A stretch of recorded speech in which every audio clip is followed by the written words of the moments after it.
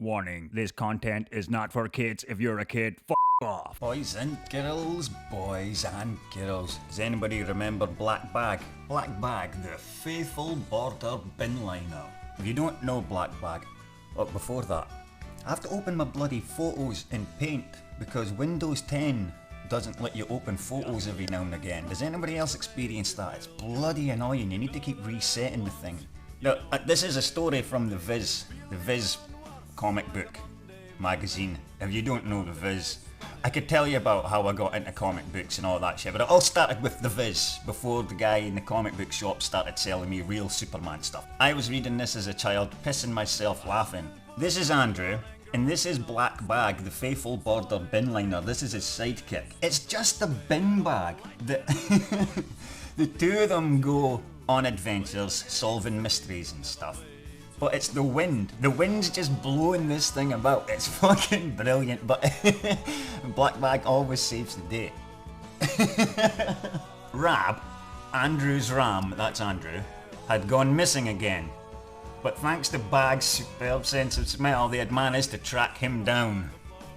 Rab had wandered on ahead. He was attacking a boy he'd found with his head stuck in a tree.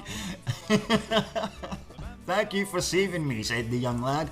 "I come from an orphanage and I was looking for birds' eggs." The wind's the wind's covered the ram's head. Look, I'm petting the bag. "My, he's a fine bag," said the lad. "I've always dreamed of having a bag of my own." It's fucking genius. It's from the mind and fingertips, because he drew all this. Graham Murdoch, he's the artist and the writer behind this. It's fucking brilliant. It's one of my top 2 stories from the Viz. Biffa Bacon and then Black Bag. And my third, I suppose I've got 3 but the third isn't really a story, it's readers' letters. The readers' letters are fucking hilarious. This is Black Bag, the faithful border bin liner. And why am I showing you this, you might ask? A couple of days ago I got this letter, and it was sent to the wrong address. It was sent to 3 doors, well, it was posted to 3, it was written 3 doors down, but the postie knew me, so he posted it through the correct letterbox. I just assumed it was photo printing paper for the t-shirts and stuff like that, so I didn't bother filming myself opening this, and I wish I did. Right, let me show you. If I was filming this, you would have got my first reaction. I popped this out and I'm like, Asterix and the Goths? I remember this. But then I'm like, I don't remember, I remember reading this, I'm talking about. Everybody loves Asterix. Asterix and Obelix, they're the dudes. They invented gummy berry juice long before the fucking gummy bears fucking even thought of that shit. I'm like, I don't remember ordering this comic book whatsoever. So it was a nice wee surprise, and like, so I'm going through the thing and I'm like, ooh, what is this? Here's a drawing from Graham Murdoch, Black Bag. I knew who Graham Murdoch was without that. And Asterix. I'm like, okay, all the best, Brian. I'm like, what? My buddy Brian, you guys will know him as Larry Bees on YouTube. Well, he's actually friends with Graham Murdoch. That's one of his buddies. And because he knows that I love Black Bag, he sent me this. Look at that. This is a fucking original artwork there. There's Andrew. So I'm clearly looking down on the sleeping. Black Bag will be sleeping next to the fire, all cozy, all curled up and cozy. How amazing is this? How amazing is this? Look, even signed this year as well. Some original artwork from the man himself. This is amazing. It was a fucking fantastically, it was a beautiful surprise, Larry. I'm no kidding you. You absolutely made my day. You made my month. You made my year, mate. You made my year. I love it. I'm gonna get, obviously, a really good frame for this now, because this has to be on display. I can't be putting this in a board and a sleeve and packing it away with my comic books. No. This is wall worthy, and this is an expensive frame worthy. Actually, I've got another frame that I need to buy as well. I might just show you what I need the other frame for, but anyway, before I finish up on this. Brian, thank you fucking millions, mate. Thank you millions. This is a brilliant gift. I love it. I absolutely love it. I genuinely wish that I had filmed the first opening of the package, because you would have heard all the excitement in my voice when I realised what was going on, when the penny started dropping, like, holy shit, man!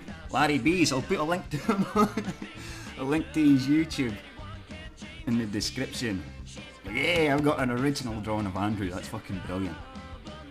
Alice is going to be jealous. Thanks, mate. Thank you. This is the second thing that I need to get a proper frame for.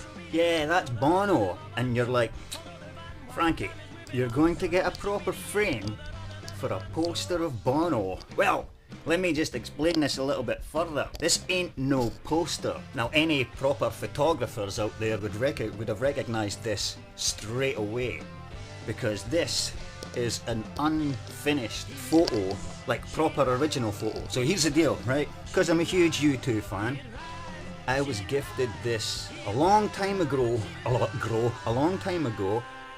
from someone who claims to have stolen this from the bin of Antoine Corbin. Antoine Corbin is U2's official photographer. He's been their photographer since day one, and still is. Like, he's the actual official go-to fucking, he's taken all their photos. This is supposed to have been taken out the bin of his developing room. This line here, this shadow, because this is a print, right? So they go from the negative, and then when they dip the fucking thing in the water in the darkroom, when they dip the paper in the water and the thing comes out, well, this is that. That's that paper. That's that page there.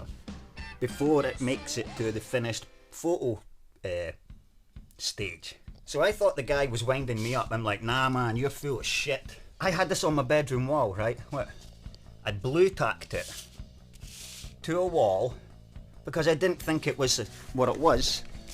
It's been faded with the sunlight because sunlight's hit it for years. And one of my friends, who's a proper photographer, come in to my bedroom one day and saw this on the wall, and they're like, dude, you've got like an official, like, legitimate, real fucking thing there. Like, you've got a real print, because that's what that stage of it's called. That's the print. And I'm like, what? So I genuinely thought the guy that gave me this was winding me up, and that's when they explained that this dark line around there is actually a light. That should be a glowing light because he's got a light behind him. I didn't know that. I thought that was a shadow, but nah. That, when it's in the finished stage, you'll see that as a light. So anyway, Antoine Corbin rejected this, and you recognise it, do you? It's from the Joshua Tree. This is the Joshua Tree era. This is amazing. So he rejected this, rolled it up and stuck it in the bin. That's why it's full of creases, because it was rolled up and chucked in a bin. And then someone took it out the bin, made its way over here to Dundee, gave it to me, man. How cool is that? So yeah, I need to get another frame for that. I have no idea how much this is worth. Probably worth nothing. Probably get the jail for that's stolen goods, mate.